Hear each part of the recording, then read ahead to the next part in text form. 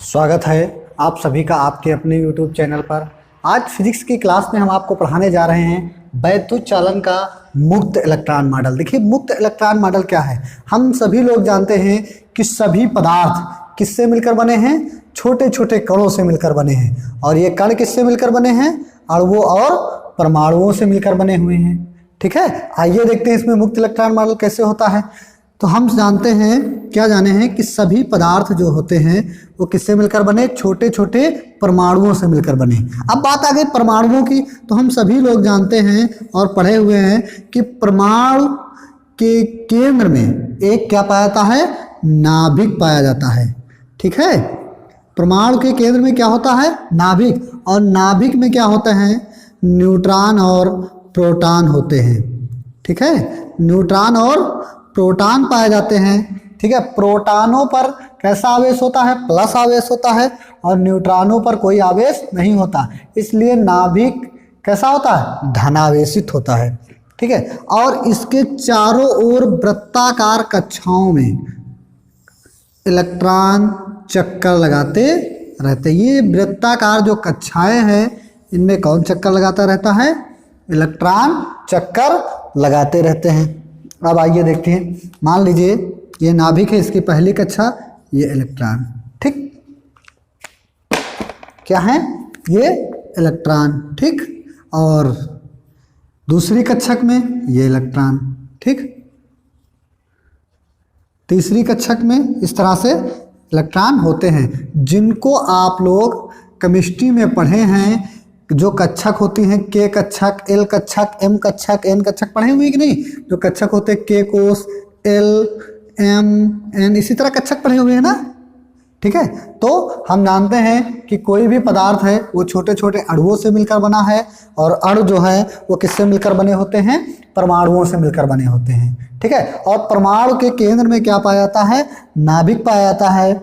और इस नाभिक के चारों ओर वृत्ताकार कक्षाओं में कौन चक्कर लगाते रहते हैं? इलेक्ट्रॉन चक्कर लगाते रहते हैं। अब आइए देखते हैं, अगर इस किसी भी तत्व को, है ना, अगर किसी भी पदार्थ को, तत्व को क्या कर देते हैं? हम ऊष्मा देते हैं। क्या देते हैं? ऊष्मा देते हैं। ठीक है, अगर किसी पदार्थ को ऊष्मा देते हैं। इससे पहले एक बात और समझ लीजिए कि जैसे नाभिक है, तो ये कौन सी कक्षक होगी? पहली कक्षक। के कक्षक, एल कक्षक, एम कक्षक, एन कक्षक, है ना। तो ये कौन सी कक्षक होगी? पहली कक्षक है ना। ये वाली जिस पर हम टिक कर रहे हैं, ये कौन सी कक्षक है? पहली कक्षक। ये कौन सी कक्षक है? दूसरी कक्षक। ये कौन सी है? तीसरी। और इसी तरह चौथी कक्षक। ठीक है, इस तरह से कक्षक होती। अब देखिए, पहली कक्षक नाभिक के पास है ना। तो नाभिक के पास होने के कारण इस पर जो बल लगेगा, यानी आकर्षण बल लगेगा, वो कैसा लगेगा? बहुत अधिक होगा। ठीक है, ये दूरी जो है इसकी कम होने का इस प्रथम कक्षक पर जो बल लगेगा, नाभिकीय बल, वो बहुत ही अधिक लगेगा। और दूसरी कक्षक, अगर इसकी बात करते हैं तो देखिए, यहाँ से यहाँ तक की दूरी ज़्यादा है कि नहीं है? पहली कक्षक की अपेक्षा दूरी ज़्यादा है, तो इसलिए इस पर जो बल लगेगा वो कैसा बल लगेगा? कुछ कम बल लगेगा। इसी तरह अगर तीसरी कक्षक में जाएं तो नाभिक से इस पर जो बल लगेगा और कम लगेगा। चौथी कक्षक में जाएं तो बल क्या लगेगा? सब और भी कम लगेगा। तो इस तरह हम कह सकते हैं कि पहली कक्षक में, कौन सी? पहली कक्षक में, ठीक है, पहली कक्षक में नाभिक और कक्षक के बीच, नाभिक और कक्षक के बीच लगने वाला बल क्या होता है? लगने वाला बल, ठीक है, वो क्या होता है? अधिक होता है। ठीक, और इसी तरह अगर हम बात कर लें अंतिम कक्षक में, तो अंतिम कक्षक में दूरी ज्यादा होगी, इसलिए इस पर जो होगा बल वो क्या लगेगा? कम लगेगा, है ना। अगर हम इसी तरह बात करते हैं, इसी तरह कौन सी कक्षक? अंतिम कक्षक की बात करते हैं, तो अंतिम कक्षक में, कौन से कक्षक में? अंतिम कक्षक पर जो बल लगेगा, है ना, बल लगेगा, वो कैसा लगेगा? वो बहुत ही कम लगेगा। किसकी तुलना में? प्रथम कक्षक की तुलना में जो बल लगेगा वो क्या लगेगा? बहुत ही कम लगेगा किसकी तुलना में, प्रथम कक्षक की तुलना में। तो यहाँ पर देखिए जो अंतिम कक्षक है इस पर जो कम बल लगेगा, तो इस प्रकार इसमें भी क्या है हमारे इलेक्ट्रॉन होते हैं। तो अगर हम किसी भी पदार्थ को क्या कर देते हैं, ऊष्मा दे देते हैं या वैद्युत दे देते हैं, है ना, या रगड़ देते हैं, क्या करते हैं, ऊष्मा प्रवाहित कर दें या फिर वैद्युत का प्रवाह करा दें या फिर क्या कर दें, रगड़ दें। ठीक है, तो अब देखिए रगड़ेंगे तो पदार्थ को रगड़ेंगे तो कौन रगड़ेगा, ये परमाणु के जो बाहरी कक्षक है, इसी से इलेक्ट्रॉन तो आपस में टकराएंगे, 2 3 4 जो इलेक्ट्रॉन होंगे वो इसी से, तो बाहरी कक्षक वाले इलेक्ट्रॉन ही दूसरे परमाणु से टकराएंगे। जो बाहरी कक्षक वाले टकराएंगे तो इनके बीच बल क्या होता है, कम होता है, तो एक दूसरे से क्या होने लगेंगे, ये गति करने लगेंगे। ठीक है, और कैसी गति करने लगे, अनियमित गति करने लगेंगे, अनियमित या कह सकते हैं यादृच्छिक गति करने लगेंगे, और जिसके कारण ये अपने परमाणु से क्या हो जाएंगे, मुक्त हो जाएंगे। ठीक है, तो हम एक बार फिर से समझते हैं, जब किसी परमाणु को ठीक है क्या देते हैं, ऊष्मा देते हैं या वैद्युत प्रवाह करते हैं या फिर रगड़ते हैं, तो क्या होता है, बाहरी कक्षक के इलेक्ट्रॉन, जो सबसे बाहरी कक्षक के इलेक्ट्रॉन क्या होने लगते हैं, गतिमान हो जाते हैं। ठीक है, यानी अपनी कक्षक छोड़ के दूसरी कक्षक में जाने लगते हैं और गतिमान होने लगते हैं, साथ ही कौन सी गति करने लगते हैं, अनियमित गति करने लगते हैं। कैसी गति करने लगते हैं, अनियमित गति करने लगते हैं, अनियमित गति करने लगते हैं, या कह सकते हैं यादृच्छिक गति करने लगते हैं, और ये अपनी कक्षक को छोड़ देते हैं। इन्हीं इलेक्ट्रॉनों को, किनको, इन्हीं इलेक्ट्रॉनों को मुक्त इलेक्ट्रॉन कहा जाता है। यानी अंतिम कक्षक के इलेक्ट्रॉन ऊष्मा या वैद्युत धारा या रगड़ने पर जो छोड़ देते हैं अपने परमाणु को, ठीक है, तो उन्हीं इलेक्ट्रॉनों को हम क्या कहते हैं, मुक्त इलेक्ट्रॉन कहते हैं। बात समझ में आ गई, मुक्त इलेक्ट्रॉन कहते हैं। ठीक है, अंतिम कक्षक के इलेक्ट्रॉन जब अपनी परमाणु को छोड़ देते हैं तो कौन से इलेक्ट्रॉन कहलाते हैं, मुक्त इलेक्ट्रॉन कहलाते हैं, और इन्हीं मुक्त इलेक्ट्रॉनों को चालन इलेक्ट्रॉन कहा जाता है। क्या कहा जाता है, मुक्त इलेक्ट्रॉनों को क्या कहलाता है, चालन इलेक्ट्रॉन कहलाते हैं। यही इलेक्ट्रॉन पदार्थ में एक स्थान से दूसरे स्थान पर क्या करते रहते हैं, जाते रहते हैं, जिसके कारण वैद्युत चालकता होती रहती है। यानी हम कह सकते हैं किसी पदार्थ की वैद्युत चालकता इनके मुक्त इलेक्ट्रॉनों, जो इलेक्ट्रॉन मुक्त होंगे उन्हीं पर निर्भर रहती है। इसीलिए चांदी में मुक्त इलेक्ट्रॉन सबसे ज़्यादा होते हैं और वह क्या पाई जाती है, सबसे ज़्यादा चालकता वाली धातु होती है। चलिए देखिए अगला टॉपिक है, मुक्त इलेक्ट्रॉनों का माध्य मुक्त पथ क्या होता है। तो अभी आप लोगों ने मुक्त इलेक्ट्रॉन क्या होते हैं इनके बारे में आप लोगों ने पढ़ा है। ठीक है, अब आगे देखिए इसमें क्या होता है, माध्य मुक्त पथ क्या होता है। तो हम सभी लोग जानते हैं, क्या जानते हैं कि जो धातु हैं उसमें जो मुक्त इलेक्ट्रॉन होते हैं, यानी धातुओं में हम कह सकते हैं जो मुक्त इलेक्ट्रॉन होते हैं वो बंद बर्तन में भरी गैस के अणुओं के समान होते हैं। मान लीजिए कोई हमारा बंद बर्तन है, ठीक है, खाली बर्तन है, ठीक है, इसमें क्या भर दी जाए, गैस। तो आपने देखा होगा कि गैस के अणु क्या होते हैं, एक इधर है, एक इधर है, ठीक है, एक इधर है, एक इधर है, इस तरह से अनियमित रूप से गति करते रहते हैं। देख रहे हैं आप लोग, तो इस तरह से गति करते रहते हैं। ठीक है, हम क्या सीखे हैं कि जो धातुओं में मुक्त इलेक्ट्रॉन होते हैं वो कैसे होते हैं, जैसे किसी खाली बर्तन में अगर गैस भर दी जाए तो गैस के अणु क्या होते हैं, अनियमित रूप से गति करते रहते हैं। उसी प्रकार से इलेक्ट्रॉन भी, मुक्त इलेक्ट्रॉन भी हमारे परमाणु में क्या करते रहते हैं, इसी तरह की गति करते रहते हैं, जिसके कारण इन मुक्त इलेक्ट्रॉनों को क्या कहा जाता है, इलेक्ट्रॉन गैस भी कहा जाता है। क्या कहा जाता है, इलेक्ट्रॉन गैस भी कहा जाता है। ठीक है, अब आइए देखते हैं, इसमें जरा आपको समझाते हैं टॉपिक। आपने देखा क्या देखा कि किसी बर्तन में अगर हम जैसे गैस भरते हैं, गैस के अणु जिस तरह से गति करते हैं उसी तरह से मुक्त इलेक्ट्रॉन भी गति करते रहते हैं, तो इन्हें क्या कहते हैं, क्या बोलते हैं, गैस इलेक्ट्रॉन भी कहते हैं। अब देखिए अभी हमने ये सीखा था कि किसी पदार्थ से अगर उष्मा या विद्युत या रगड़ने से मुक्त इलेक्ट्रॉन निकल जाते हैं तो क्या होता है। जैसे कोई पदार्थ है उसमें से इलेक्ट्रॉन निकल गए, ठीक है, ठीक है, तो आप जानते हैं कि पदार्थ में जितने इलेक्ट्रॉन होते हैं उतने ही प्रोटॉन होते हैं कि नहीं होते। अगर किसी पदार्थ से क्या हो जाएगा, इलेक्ट्रॉन निकल जाएंगे, पदार्थ से क्या हो जाएगा, इलेक्ट्रॉन निकल जाएंगे। इलेक्ट्रॉन निकलेंगे तो यानी ऋण आयनों की कमी हो जाएगी, कमी होगी कि नहीं होगी। तो उस पदार्थ में कौन बचेगा, धन आयनों की संख्या ज्यादा होगी, क्योंकि आपने यहाँ पढ़ा है कि जितने ऋण आयन होंगे, इलेक्ट्रॉन होंगे, उतने ही प्रोटॉन होंगे। इलेक्ट्रॉन का मतलब ऋण आयन और प्रोटॉन का मतलब धन आयन। तो इलेक्ट्रॉन निकलेंगे, ठीक है, इलेक्ट्रॉनों की संख्या क्या होगी, कम होगी।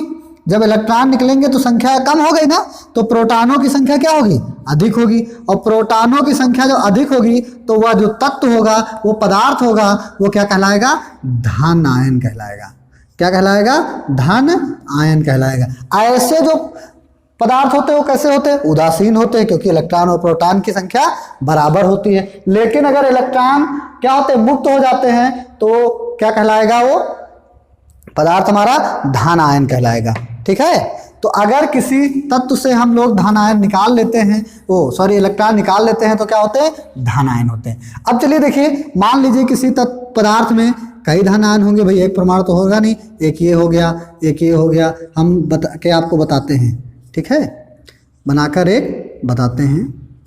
तो मान लीजिए कोई एक इलेक्ट्रॉन की चर्चा सिर्फ यहाँ पर करेंगे, ठीक है। ये हमारे क्या है, ये मान लीजिए जो डिब्बे जैसा बना है, ये आपका क्या है, एक पदार्थ है, ठीक है, एक तत्व है, ठीक है। उसके अंतर्गत विभिन्न परमाणु होते हैं, ठीक है, और उनमें इलेक्ट्रॉन होते हैं। तो हम ये बना लिए एक, अभी आपने देखा था कि धन आयन क्या होते हैं, तो हमने इनको क्या बना दिया, जो गोले जैसे हैं इनको धन आयन दिखा दिया, ठीक है। अब हम एक इलेक्ट्रॉन की चर्चा करेंगे, सिर्फ किसकी चर्चा करेंगे, एक इलेक्ट्रॉन की चर्चा करते हैं। तो एक इलेक्ट्रॉन क्या होते हैं, जो मुक्त इलेक्ट्रॉन होता है वो क्या होता है, वो इन खाली स्थानों में क्या होता है, अनियमित गति करता रहता है। मुक्त इलेक्ट्रॉन खाली स्थानों में किस प्रकार की गति करते रहते हैं, अनियमित गति करते रहते हैं। और कौन से वेग से, उच्च ऊष्मीय वेग से अनियमित गति करते रहते हैं, ठीक है। और क्या साथ में होता है, ये धन आयनों से बार बार क्या होते रहते हैं, टकराते रहते हैं। क्या करते रहते हैं, धन आयनों से बार बार टकराते रहते हैं, ठीक है। और इनकी गति की दिशा हमेशा क्या होती रहती है, बदलती रहती है। तो हम ये कह सकते हैं कि मान लीजिए एक इलेक्ट्रॉन है, आपको हम दिखा रहे हैं, एक इलेक्ट्रॉन है, ठीक है, यहाँ से चला धन आयन से यहाँ टकराया, यहाँ टकराने के पश्चात फिर आया, यहाँ से टकराया, इससे टकराया, यहाँ टकराने के पश्चात इससे टकराया, ठीक है, यहाँ टकराने के पश्चात इससे टकराया। इस तरह से वो क्या होते रहते हैं, टकराते रहते हैं।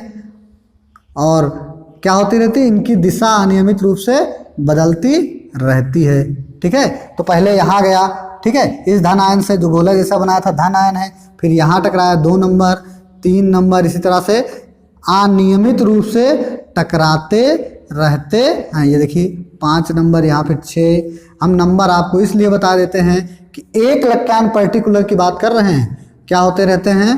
फिर यहाँ पर 9 नंबर, एक इलेक्ट्रॉन इस धन आयन से चला, यहाँ टकराया, खाली स्थान में जाहिर सी बात है मुक्त इलेक्ट्रॉन होंगे तो टकराएंगे, यहाँ से यहाँ टकराया, यहाँ से यहाँ टकराया, इधर उधर अनियमित गति करते रहते। तो सोच लीजिए कि किसी तत्व में कितने मुक्त इलेक्ट्रॉन होंगे, ठीक है, किसी पदार्थ में जितने ज्यादा मुक्त इलेक्ट्रॉन होंगे। अब एक ही इलेक्ट्रॉन तो होता नहीं, सिर्फ एक की बात की है, इधर 10 इलेक्ट्रॉन, 5 इलेक्ट्रॉन, 20 इलेक्ट्रॉन होते हैं, तो वो सारे क्या होते रहते हैं, इस तरह अनियमित रूप से टक्कर करते रहते हैं, जिससे इनकी दिशा बदलती रहती है। अब देखिए यहीं से बनाते हैं हम लोग माध्य मुक्त पथ क्या होता है। तो माध्य मुक्त पथ क्या होता है, तो किसी भी मुक्त इलेक्ट्रॉन, किसी भी मुक्त, हम लिखे दे रहे हैं आपकी परिभाषा, किसी भी मुक्त इलेक्ट्रॉन, जैसे मुक्त इलेक्ट्रॉन है कि किन्हीं 2 क्रमागत टक्करों के बीच का किन्हीं दो क्रमागत टक्करों के बीच के जो माध्य दूरी होती है वो क्या कहलाती है? माध्य मुक्त पथ कहलाती है। जैसे एक से यहां तक, एक से बी यानी एक और दो, इनके बीच की जो दूरी, यहां से यहां तक की दूरी क्या कहलाएगी?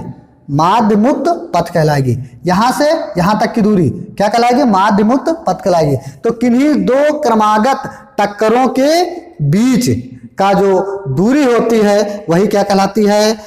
माध्य मुक्त पथ कहलाती है। तो हम लिख भी देते हैं, किसी, है ना, किसी मुक्त इलेक्ट्रॉन में, मुक्त इलेक्ट्रॉन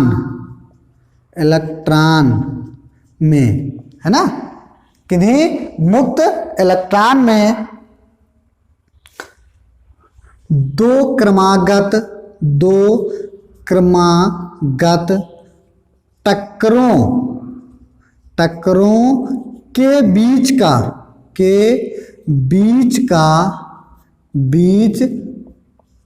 की, दो टक्करों के बीच की माध्य दूरी क्या कहलाती है? माध्य दूरी को क्या कहते हैं? माध्य मुक्त पथ कहते हैं। ठीक है, जैसे हम यहां से चौथे टक्कर और पांचवें टक्कर के बीच की जो दूरी होगी वो क्या कहलाएगी? माध्य मुक्त पथ कहलाएगी। जैसे पांचवें और छठे के बीच की दूरी, यानी चौथे पांचवें की कंडीशन नहीं है, दो क्रमागत टक्कर, पांचवें के बाद हम क्या लेंगे? छठे। ठीक है, छठे के बाद अगर हमको लेना है तो सातवें, इनके बीच की जो दूरी होगी वो क्या कहलाएगी? माध्य मुक्त पथ कहलाएगा। ठीक है, अब देखिए यहां पर अगली परिभाषा है श्रांति काल। ठीक है, तो श्रांति काल में भी यही परिभाषा पढ़ा लेंगे हम लोग। किसी मुक्त इलेक्ट्रॉन में दो क्रमागत टक्करों के बीच, देखिए काल यानी समय की बात हो रही है, टक्करों के बीच जो समय लगता है, क्या है? बीच लगा समय क्या कहलाता है बेटा? माध्य मुक्त पथ नहीं, लगा समय क्या कहलाएगा? श्रांति काल कहलाता है। क्या कहलाता है? श्रांति काल कहलाता है। यानी एक से दूसरे टक्कर इस इतने पथ में जितना समय लगेगा टकराने में वह क्या कहलाएगा? श्रांति काल कहलाएगा। और इसको हम कहाँ से लिखते हैं? टाउ से लिखते हैं। ओके, देखिए अपवाह या अनुगमन वेग का कॉन्सेप्ट क्या होता है? मान लेते हैं कोई चालक है, ये हमारा क्या है, जरा बड़ा सा बनाते हैं आप लोगों को, ये हमारा क्या है? चालक है। ठीक है, अगर चालक है, ठीक, इसका एक सिरा ये है ना और दूसरा सिरा ये, मान लीजिए इस सिरे का नाम है P और इस सिरे का नाम है Q। ठीक है, इसको हम काहे से जोड़ देते हैं? बैटरी से जोड़ देते हैं। किससे जोड़ देते हैं? बैटरी से। बैटरी से जोड़ने पर, ठीक है, इस चालक, मान लीजिए चालक की लंबाई L है, बैटरी से जोड़ने पर चालक में क्या हो जाता है? विभवांतर उत्पन्न होने लगता है और यह उच्च विभव से निम्न विभव की ओर एक वैद्युत क्षेत्र उत्पन्न कर देता है। यानी किधर से? उच्च विभव से निम्न विभव की ओर एक वैद्युत क्षेत्र उत्पन्न कर देता है। अब देखिए चालक में जब हम वैद्युत या बैटरी से वैद्युत धारा देंगे, धारा प्रवाहित करेंगे तो मुक्त इलेक्ट्रॉन भी होंगे, है ना? क्या होंगे? मुक्त इलेक्ट्रॉन होंगे। और यह मुक्त इलेक्ट्रॉन की दिशा किधर होगी? इस तरह वैद्युत क्षेत्र की विपरीत दिशा में। आप समझते हैं कि यह मुक्त इलेक्ट्रॉन, मान लीजिए एक मुक्त इलेक्ट्रॉन बनाते तो इस वैद्युत क्षेत्र के कारण क्या होंगे? यहाँ पर वैद्युत धारा देने के कारण मुक्त इलेक्ट्रॉन होंगे, जिसके कारण ये क्या होते हैं? एक इस पर बल आरोपित हो जाएगा। क्या आरोपित हो जाएगा? बल, जिसको हम क्या कहते हैं? F आरोपित हो जाएगा। ठीक है, अब देखिए F का मान क्या होगा? तो हमने E बराबर F अपान Q0 में पढ़ा था ना, तीव्रता बराबर बल बटे एकांक आवेश। तो यहाँ आवेश की जगह पर E है तो F बराबर क्या हो जाएगा? F बराबर तिरछा गुणा करेंगे तो F बराबर क्या हो जाएगा? E। ठीक है, तो जो बल लगेगा वो क्या लगेगा बेटा? ये लगेगा। ठीक है, F बराबर क्या बल लगेगा? E। अच्छा, किधर को लगेगा? वैद्युत क्षेत्र की विपरीत दिशा में लगेगा। ठीक है, तो ये जो बैटरी बल लग रहा है वो किधर को लग रहा है? वैद्युत क्षेत्र की विपरीत दिशा में कार्य कर रहा है। ठीक है, अब देखिए ये जो बैटरी है वो क्या करती है? इलेक्ट्रॉनों को त्वरण प्रदान यानी वैद्युत बल उत्पन्न, ये एफ उत्पन्न यानी वैद्युत बल उत्पन्न होने आने से इलेक्ट्रॉनों को क्या करती है, त्वरण उत्पन्न नहीं करा पाती है, ठीक है। और इलेक्ट्रॉन बार बार इसके धन आयनों से टकराते रहते हैं, ठीक है, धन आयनों से टकराते रहते हैं, त्वरण प्रदान नहीं है और इलेक्ट्रॉनों से टकराएंगे तो जैसे जैसे बैटरी के द्वारा यहाँ पर ऊर्जा जाएगी या वैद्युत धारा प्रवाहित होती रहती है, इलेक्ट्रॉन उसकी ऊर्जा को क्या करते रहते हैं, खत्म करते रहते हैं, क्या करते रहते हैं, खत्म करते रहते हैं। तो ये जो बैटरी है इसके द्वारा जो विभवांतर उत्पन्न होगा यानी विभवांतर त्वरित होगा, वह क्या होता है, इस वैद्युत क्षेत्र को एक त्वरित गति प्रदान नहीं कर पाता। त्वरित गति प्रदान ना कर पाने के कारण ये क्या होता है, इस चालक की लंबाई में एक छोटा सा, चालक की लंबाई की दिशा में एक छोटा सा नियत वेग ही दे पाता है, नियत वेग ही दे पाता है।